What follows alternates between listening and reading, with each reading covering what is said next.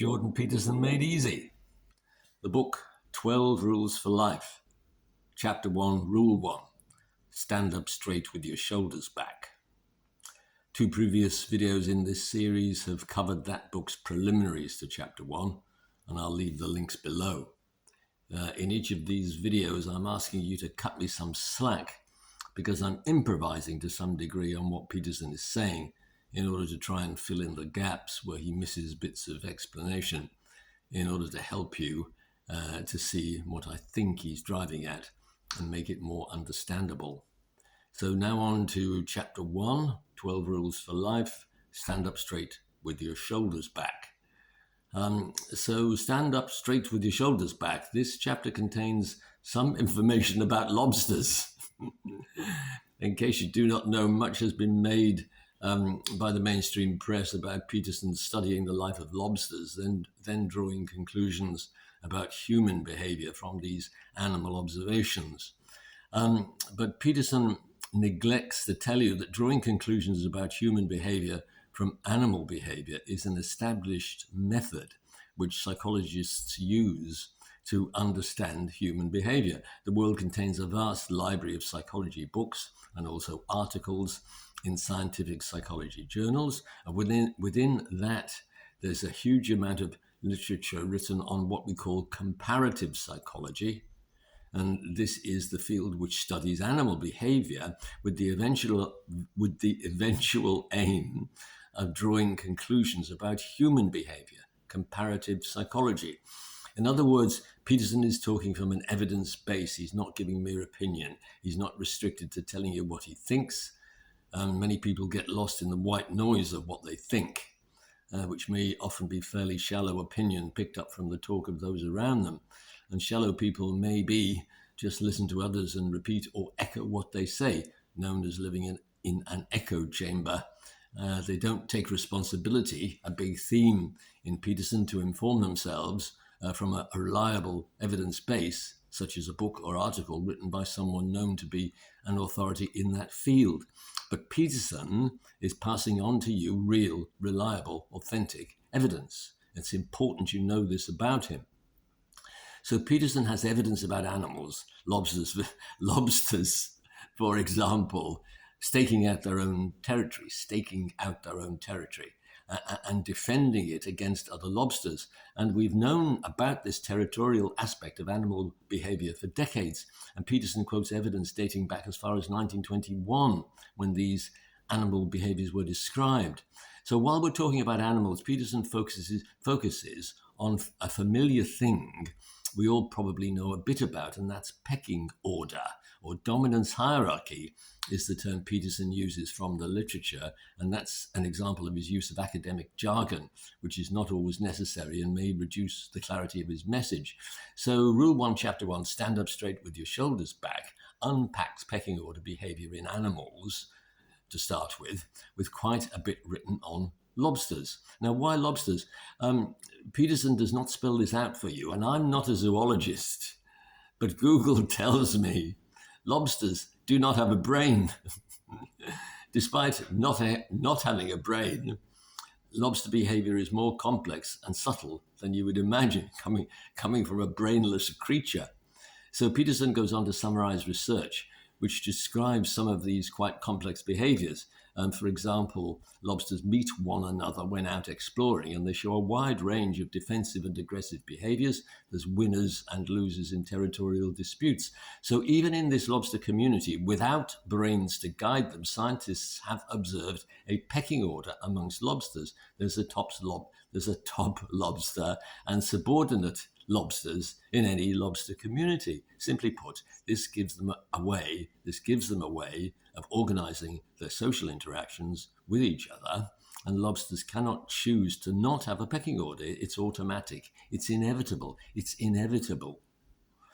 So Peterson's point seems to be, given these behaviors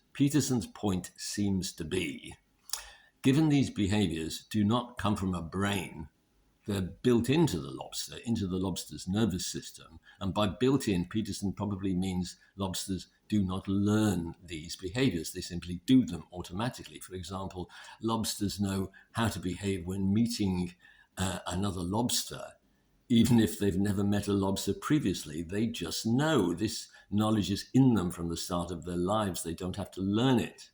And Peterson knows this because he's studied research by scientists who've carried out detailed, systematic observations on lobsters. So we can conclude within comparative psychology from studies with animals that pecking orders are built into humans too. Pecking orders are built into humans too. Pecking orders are inevitable in human interactions. For example, at your workplace, there will be a pecking order. And by the way, the highest ranking manager may not always be at the top of the pecking order. There may be someone holding a less senior position, but everyone listens to her. The senior manager may have difficulty getting a word in edgeways. It may help if you are alert to that possibility. Anyway, Peterson seems to be saying, try and decide where you are in the pecking order. For example, the people who interrupt you when you talk may be above you, and the people who do not interrupt you may be equal to you or below you. And pecking order is important because, back to animals, the lowest animal in the pecking order is most likely to sicken and die of disease. And again, when Peterson says this, he's talking from an evidence base in the literature. So Peterson seems to be saying to humans, do not be lowest in the pecking order. It will not have a good effect on you. Decide your own place in the pecking order. You may not want to be at the top, but do not be at the bottom. So whoever you're with, do not behave as if you are at the bottom of the pecking order. Stand up straight with your shoulders back. In other words, by your facial expression, posture, confident demeanor, it doesn't matter who's trying to dominate you. Do not appear to be dominated. Look strong, cool, calm, collected, and in control. You don't necessarily have to say anything, not yet. Just look like you're flying above the turbulence. Now, Peterson unpacks a bit further. There can be difficulty in standing up straight with your shoulders back for some people, because some people cannot do it straight away. They cannot summon up what Peterson calls genuinely righteous and appropriately self-protective anger necessary to defend themselves and stand up straight with the shoulders back. Why? Because some people like to see themselves as compassionate and self-sacrificing.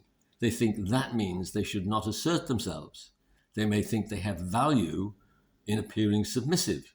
And that, according to Peterson, is merely a naive view, which leaves them open to exploitation.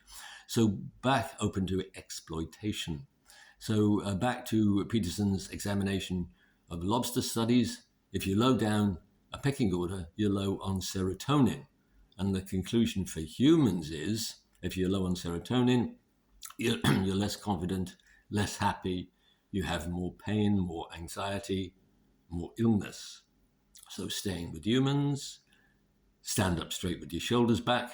In other words, act like you're fairly well up the pecking order. Then your serotonin can increase and you can be more confident, more happy, have less illness, and so on. And if you do not do that, Peterson says you may feel so bad you cannot look up.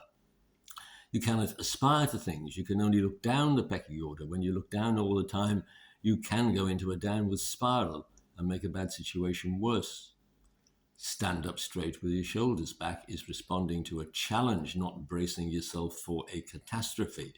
So when you're standing up to people, do not appear tense or anxious. Look strong and calm. Strong and calm. Fly above the turbulence, and stand up straight with your shoulders back. But there seems to be another reason that Peterson talks about pecking order. We frequently hear people, feminists for example, complaining about men creating a pecking order or hierarchy, the patriarchy as they call it, and putting themselves, men, at the top of that pecking order. But Peterson says there are hierarchies amongst females too. Female lobsters, for example, fight for territory, and he gives evidence for that.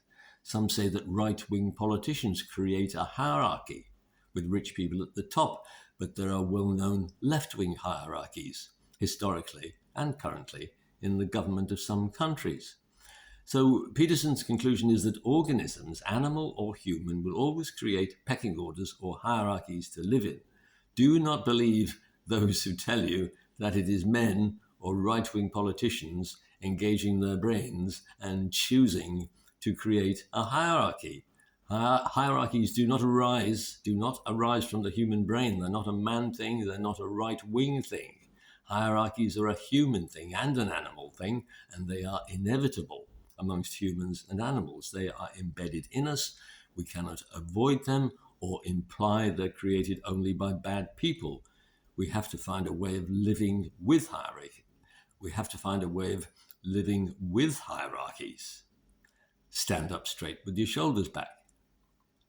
Life is difficult, and Peterson seems to say there's no point in merely shuffling through all this difficult life, looking worn out, anxious, and haggard all the time. Neither can you deal with life's difficulties by trivial methods, such as using essential oils, having a pamper session, or gossiping, or getting drunk. You need to look strong and capable, look like you deserve your reasonably high position in the pecking order, look like someone who can get through problems and have enough energy and inspiration to inspire others and help others with their problems. You need to stand up straight with your shoulders back. So you can speak your mind, put forward your wishes. You have as much right to do that as anyone else, but do that in a moderate and balanced way, especially in the workplace. You don't want to get sacked for being anti-woke.